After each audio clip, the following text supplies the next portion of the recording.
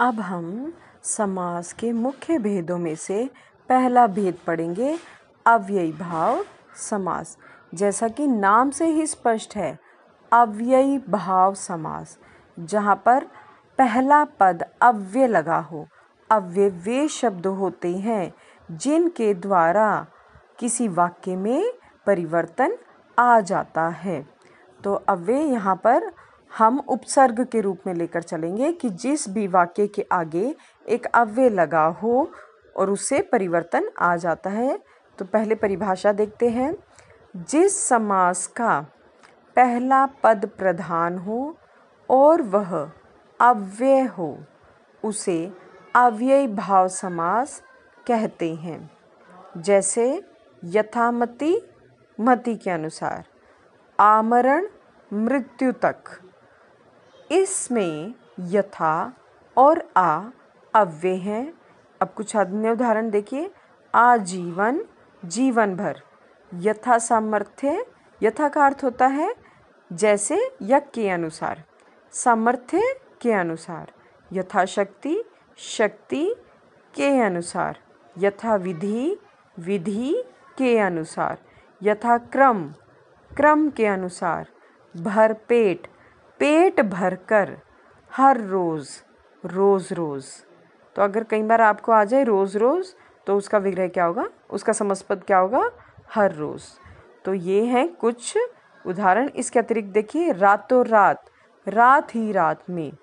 प्रतिदिन, प्रत्येक दिन। बेशक, बिना शक के या शक के बिना। निसंदेह, संदेह के बिना। हर साल, हर एक साल या प्रत्येक वर्ष या साल। अव्ययी भाव समास की पहचान, इसमें समस्त पद अव्यय बन जाता है। पहचान को ध्यान से सुने और पढ़ें। अर्थात समास होने के बाद उसका रूप कभी नहीं बदलता। इसके साथ विभक्ति चिन्ह भी नहीं लगता है। विभक्ति शब्द आपने संस्कृत में सुना होगा। जैसे ऊपर के समस्त पद हैं, सभी में के बिना, के अनुसार, ही, में, ये सब हट गया है, यानी विभक्ति चिन्ह हट गए हैं और एक शब्द बन गया है। रातों रात, प्रतिदिन, बेशक, निसंदेह, हर साल। तो इस प्रकार आपने प्रत्येक उदाहरण में देखा है कि विग्रह से समस्त पद बनाने के बाद आगे अव्यय लग गया है। तो इसी प्रकार हमने जो अभी पढ़ा, तो देखिए, आजीवन, जीवन से पहले आ लगा है, अव्यय। सामर्थ्य, यथा, यथा अव्यय है।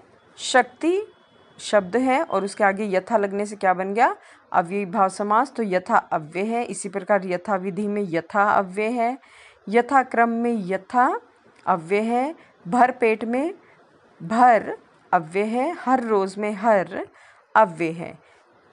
तो इस प्रकार जब अव्यय पहले पद में आकर, यानी पूर्व पद में आकर और नया शब्द बना दे, परिवर्तन कर दे, तो वह और विभक्ति हट जाए तो वहाँ क्या होता है, अव्ययी भाव समास।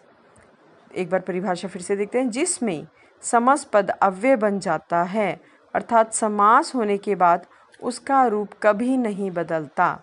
इसके साथ विभक्ति चिन्ह भी नहीं आता। तो अब आगे देखते हैं हम, समास की पहचान क्या है अव्ययी भाव की। इसमें समस्त पद अव्यय बन जाता है। इसमें समस्त पद, यानी जो पूर्ण पद है, पूरा पद है, अव्यय बन जाता है। अर्थात समास होने के बाद, यानी पूरी प्रक्रिया होने के बाद उसका रूप कभी नहीं बदलता और इसके साथ विभक्ति चिन्ह भी नहीं आता। विभक्ति चिन्ह मैं आपको फिर से बता देती हूँ। जैसे ने, में, के, पर, के बिना, के कारण, के लिए, के साथ। तो इस प्रकार के शब्द नहीं आते। जैसे राम ने। ठीक है। तो अब हम आगे देखेंगे। अब अव्ययी भाव समास आपको यहाँ तक समझ आ गया होगा, आशा है।